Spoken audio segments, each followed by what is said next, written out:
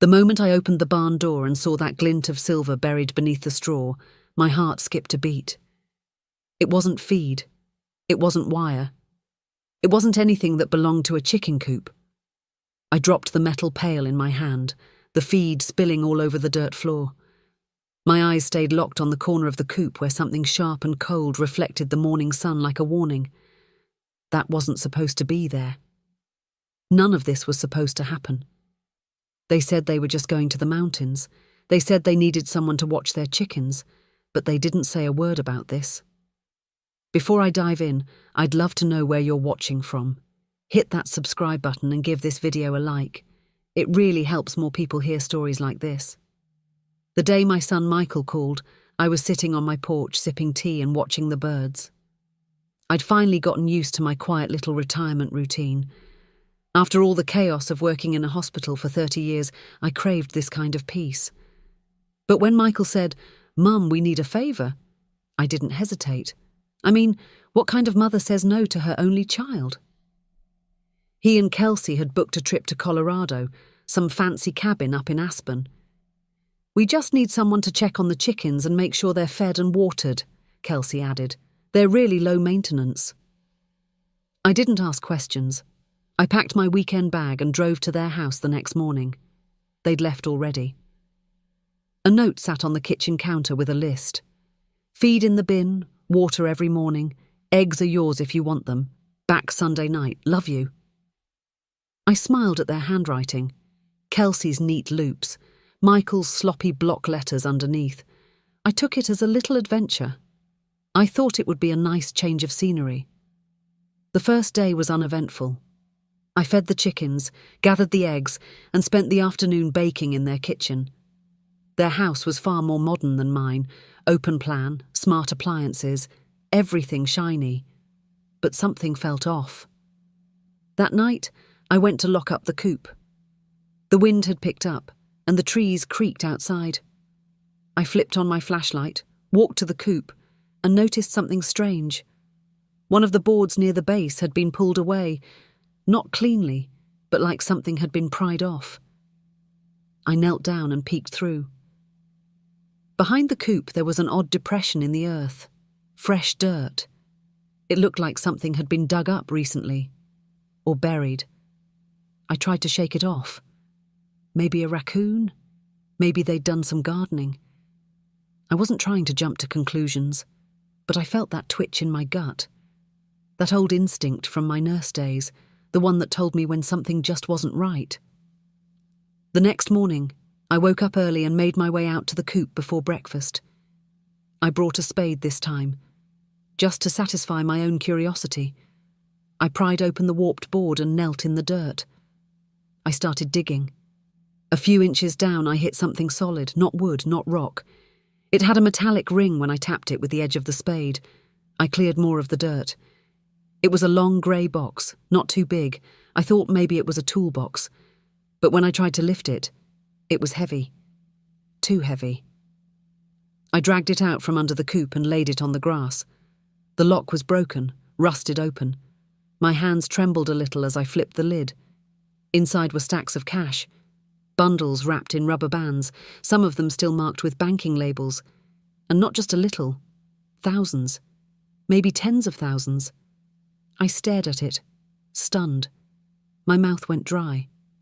What was my son doing with all this money buried under the chicken coop? Then something else caught my eye. Beneath the cash was a black notebook. I picked it up, turned to the first page, and saw names, dozens of names. Some I recognized, others I didn't. Next to each name were numbers, amounts, dates. My heart pounded. This wasn't savings. This wasn't some forgotten emergency stash. This looked like a ledger, a record of payments, or worse, debts. Suddenly I felt cold, like someone had poured ice water down my back. I looked over my shoulder even though I was alone. The wind rustled the leaves and a crow cawed somewhere in the distance. I shoved everything back inside the box, pushed it behind the coop, and covered it with straw. That night I didn't sleep. I stared at the ceiling, thinking of Michael's face, of Kelsey's polite smile, Of all the years I thought I knew them, what were they involved in? And why bury something like this under a coop? The next morning, I made a pot of coffee and sat down at the kitchen table with the notebook. I needed to know more. I flipped through the pages looking for anything familiar. Halfway through the book, I saw a name that made me gasp. It was mine, my full name. Elizabeth May Dunn. Next to it, $125,000. Paid, dated 3 years ago. I dropped the book like it had burned me. Why would my son have a record of a payment to me? I had never received anything like that. Not a loan, not a gift, and certainly not $125,000. I picked the book back up and flipped faster now. More names I knew, people from our old neighbourhood, a local pastor, a woman who used to run the youth centre. Next to some of their names it read, resolved, others, pending. One had threat noted scribbled beside it. I felt sick. Something was going on. Something Michael and Kelsey never wanted me to find. But I had, and now I couldn't unknow it. That evening I got a call. It was Kelsey checking in. "Everything okay?" she asked. "Chickens behaving?" I forced a laugh. "Yeah?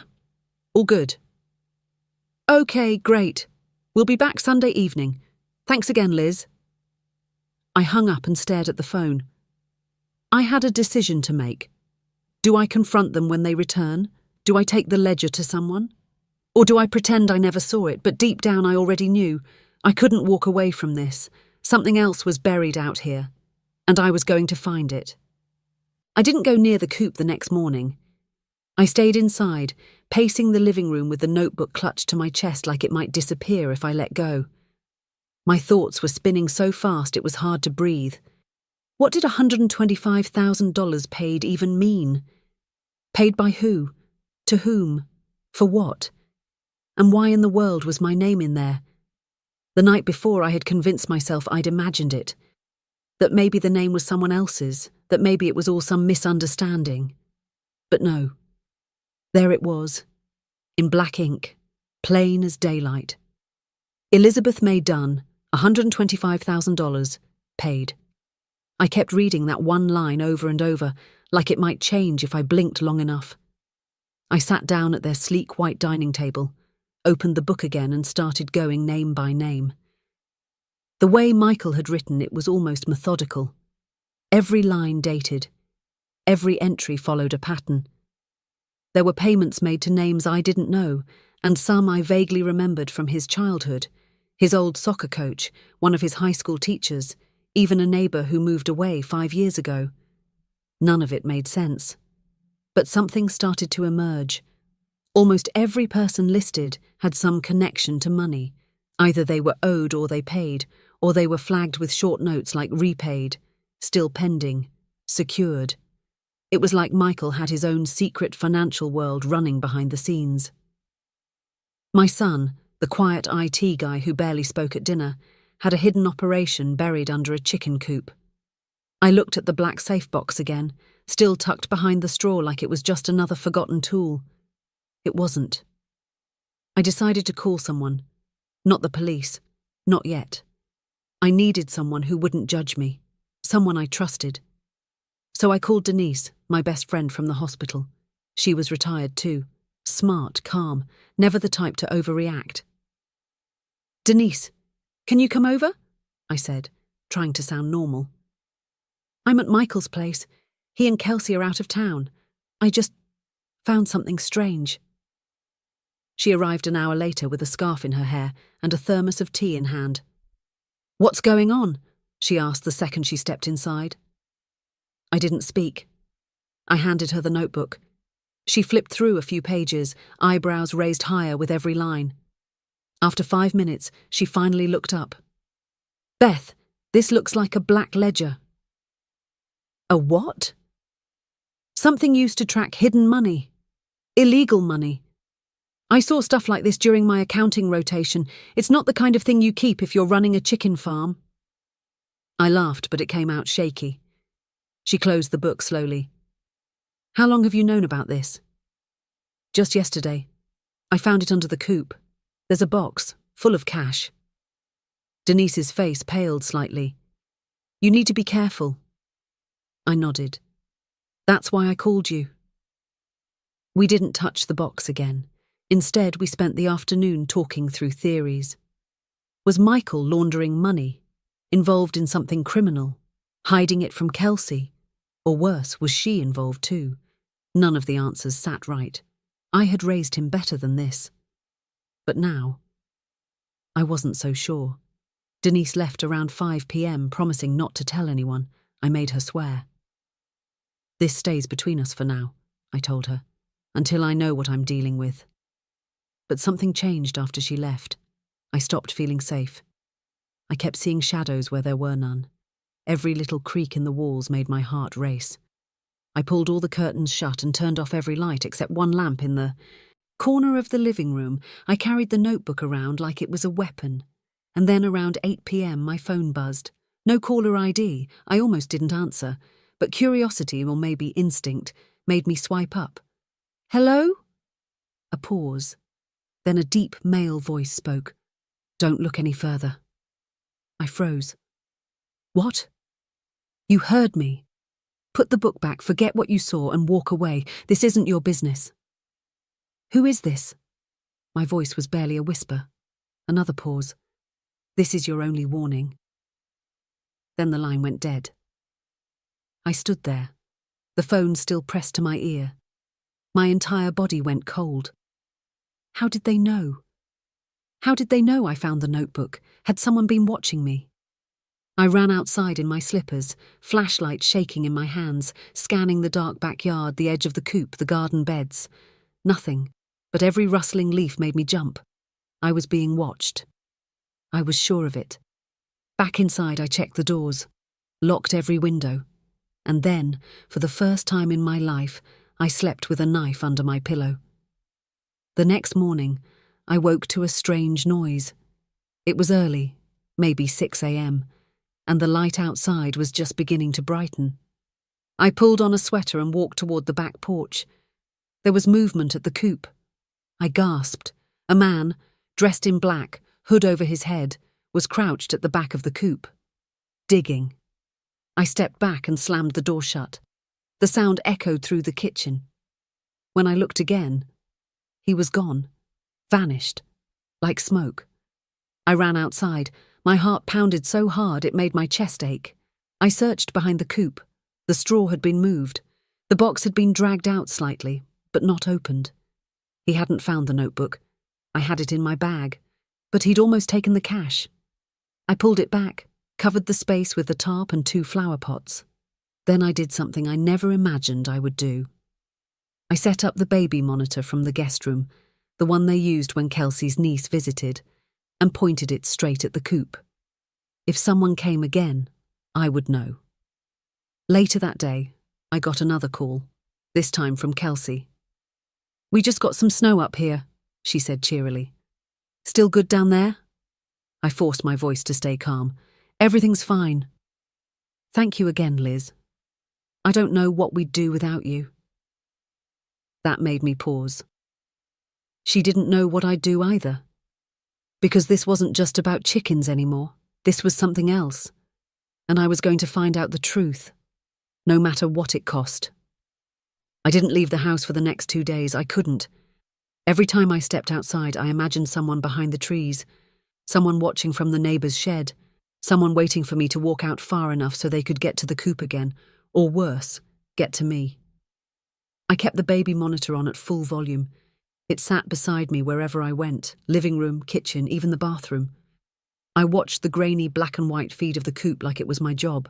I barely slept, and when I did, it was sitting upright with the knife still under my pillow and the notebook in my lap. Denise called twice. I didn't pick up. I didn't know what to say. If I spoke out loud about what was happening, it would become even more real. I wasn't ready for that yet. Then came Friday. I was sitting by the window sipping reheated tea when a notification popped up on my phone. Motion detected, baby monitor camera. I jumped up so fast I spilled the cup all over my lap. I grabbed the phone and tapped into the feed. There was a figure, a tall one, again in black, face not visible, just like before. But this time, He wasn't digging. He was holding something. I squinted. It was a gas can. Panic surged through me like lightning. I threw the door open and ran outside, yelling before I even reached the yard. "Hey, get away from there!" The man startled, looked up and bolted, not toward the street this time, but into the woods behind the coop. I chased a few steps, then stopped. My knees weren't what they used to be. I ran back to the coop. The air already smelled of gasoline. He'd poured it along the side of the coop wall. He was going to burn it, burn everything. I grabbed the hose from the side of the house and sprayed the coop down, drenched every inch. Then I pulled the box out and carried it, muddy, soaked and heavy, into the kitchen. I locked every door behind me. That night I called Denise. "I think they're trying to destroy evidence." Her voice trembled. "You need to leave, Beth. Don't stay there." "I can't. Not until I understand." "Understand what?"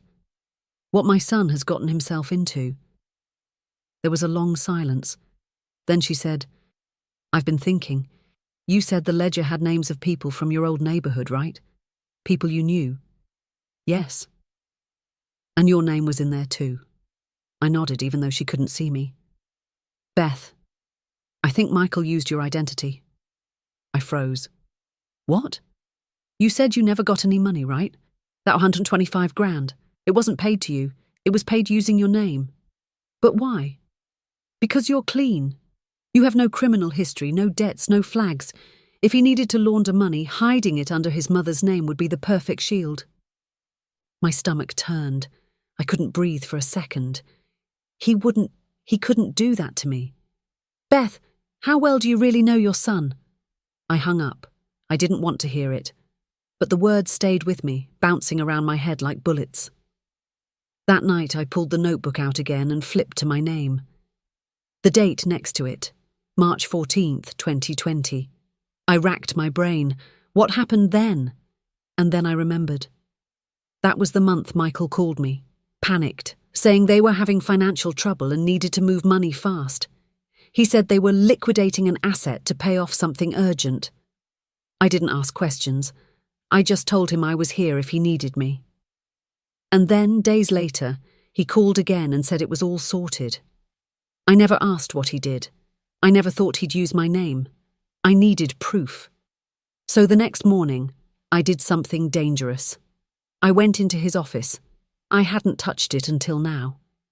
It was Kelsey's home office, technically, but Michael worked there sometimes too. Dual desks, matching chairs, filing cabinets, locked. But the top drawer wasn't. Inside were folders, neatly labelled. One read, "Taxes, 2020. I pulled it out and flipped through the papers. W-2s, receipts, donation records. And then, there it was, a wire transfer document. It was under my name, Elizabeth Dunn, recipient, BM Holdings, Inc., amount $125,000, purpose, private equity placement. But I never signed anything, never received anything. I kept reading and my eyes widened. The signature line at the bottom had my name forged in tight, careful cursive. I dropped the folder. My own son had faked my signature. He had used my name. And God knows how many more times he had done it. I stood there for a long time, staring at nothing. Eventually I packed the ledger, the wire transfer copy, and the tax folder into a grocery bag. I hid it under the floorboards in the guest room. I didn't want it anywhere near the coop again. That evening, the phone rang. Unknown number. I let it go to voicemail. The message was short. "You didn't stop. This is your last chance." I replayed it 3 times. Same voice, same threat. But this time I didn't feel fear. I felt anger. They wanted me to stop. They wanted me to pretend nothing happened. No, they picked the wrong person. Sunday was coming. And so were Michael and Kelsey. And when they walked through that door, they'd find someone waiting. Not their babysitter, not their chicken sitter, but the mother they underestimated. And the storm was just getting started. Sunday arrived with an eerie calm. The air outside was heavy, almost too still. The sky hung low with grey clouds that looked like they were holding their breath. I sat in the living room with a cup of coffee, watching the clock tick closer to 6 p.m., the time they said they'd be home. I hadn't told Denise I was staying. She would have begged me to leave again. But I couldn't go. Not yet. I had to look them in the eyes. I needed to see for myself whether the people I loved, my only son and the woman he married, had really done this. If they had really used me, forged my name, buried criminal secrets under a chicken coop, and lied to my face all these years. I didn't cry anymore. I'd cried enough the last 2 nights. Now I was numb, focused, ready. The baby monitor buzzed once more just after lunch. I grabbed the phone immediately, heart skipping, but this time it was just a chicken flapping its wings. Still, I couldn't relax. I hadn't relaxed since Thursday. Every little noise made my spine tighten. Every leaf that twitched in the breeze outside made me turn my head. Then, at 5:56 p.m., I heard tires on gravel. I stood up slowly. They were home. I walked to the window, pulled the curtain back an inch and watched as Michael stepped out of the driver's side. Kelsey climbed out on the passenger side with a bright smile, wearing oversized sunglasses and carrying a coffee cup. They looked so normal, so casual, as if nothing had happened. Michael opened the trunk and pulled out their duffel bags. Kelsey adjusted her sweater and glanced up at the house. She waved. I didn't wave back. I just let the curtain fall. My pulse was thudding in my ears as the door opened. "Mum," Michael called out. "We're back." I stepped out of the kitchen, my arms crossed. Kelsey looked surprised. "Everything go okay?" I stared at Michael. "We need to talk." He blinked. "Sure. What's wrong?" "Not here," I said. "Sit down." They exchanged a look, but followed me into the living room and sat on the couch. I stayed standing. I wanted the height. "I found something," I said. "Under the coop." Michael frowned. "What do you mean?" Kelsey tilted her head. "Did something happen with the chickens?" I laughed once, cold and short. "No, not with the chickens. With the metal box full of cash buried under the straw." Michael's mouth opened slightly, then closed again.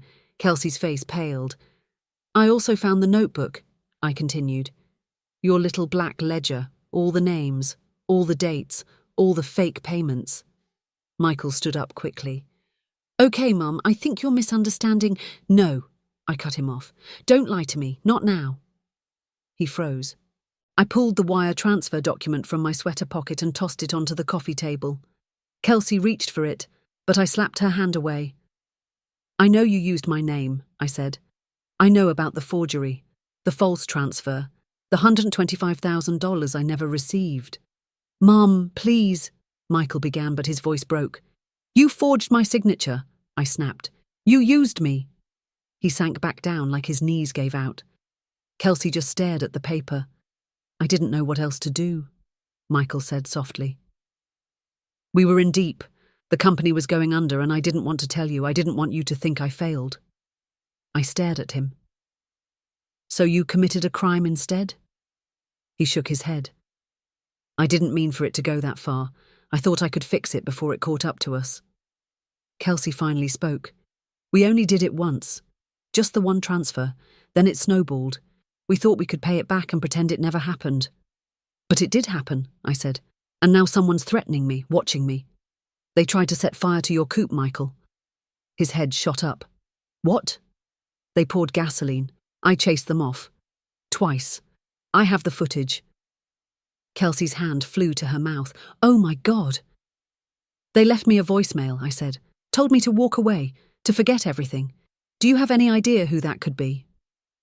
Michael swallowed hard. I might. Then start talking." He rubbed his face, fingers trembling. "I partnered with a man, Frank Delaney.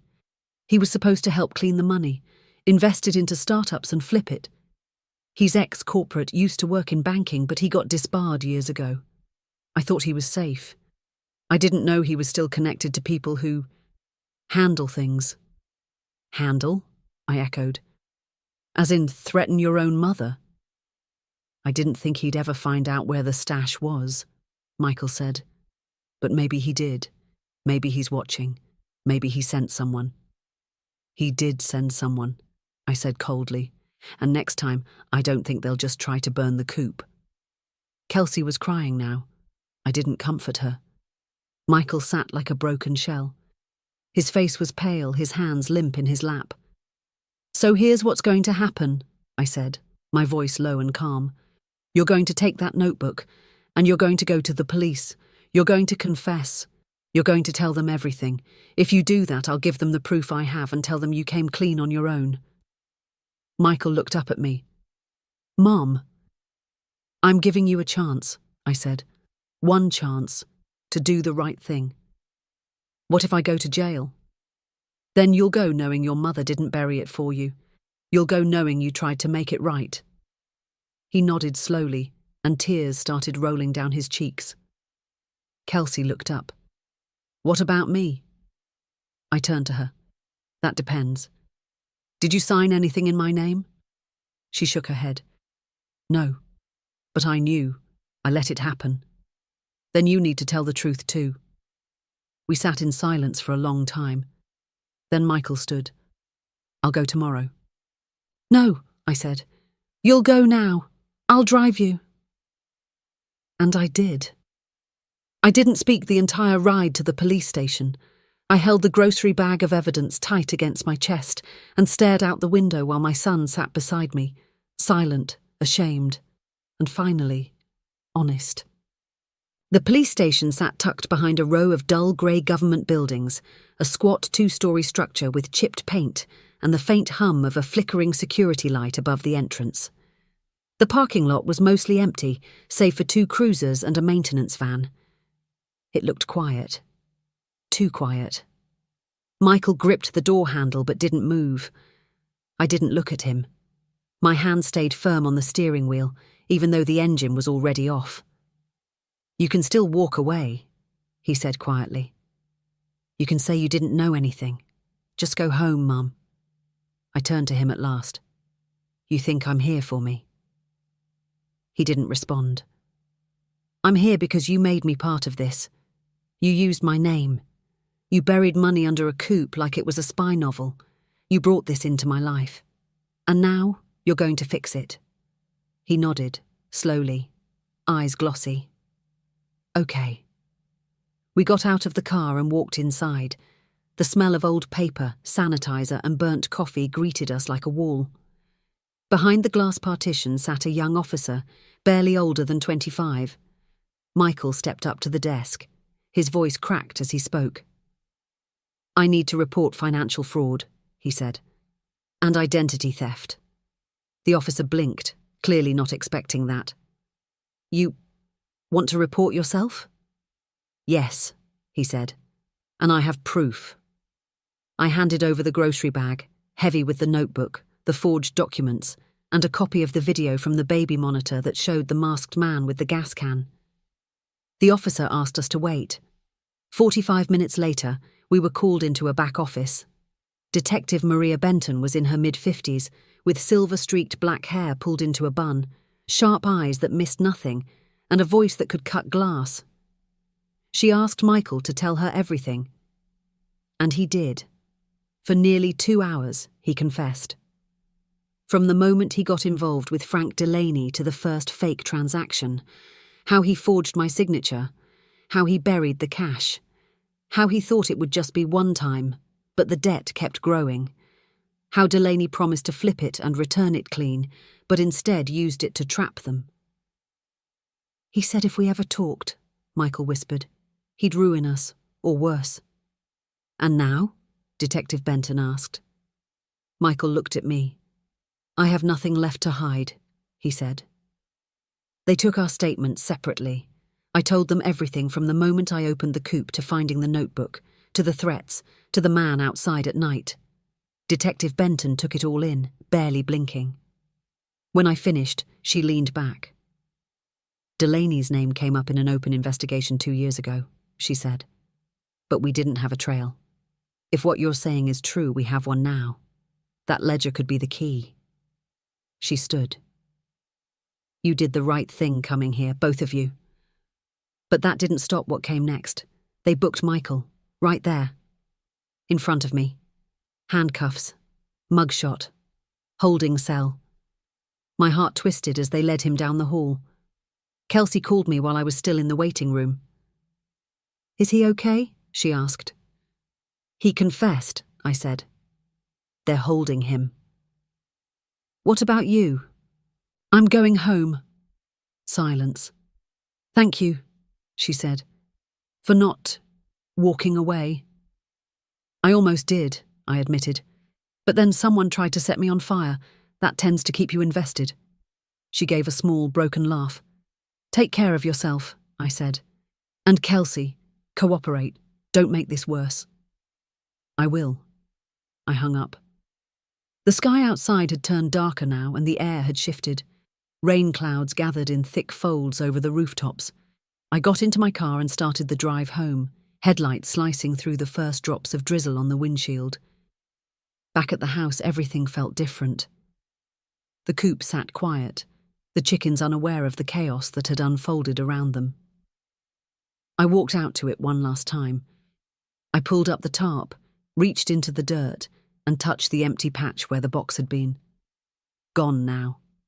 Gone with the truth. I didn't cry. Instead, I turned, walked back to the porch, and sat down with a blanket wrapped around my shoulders.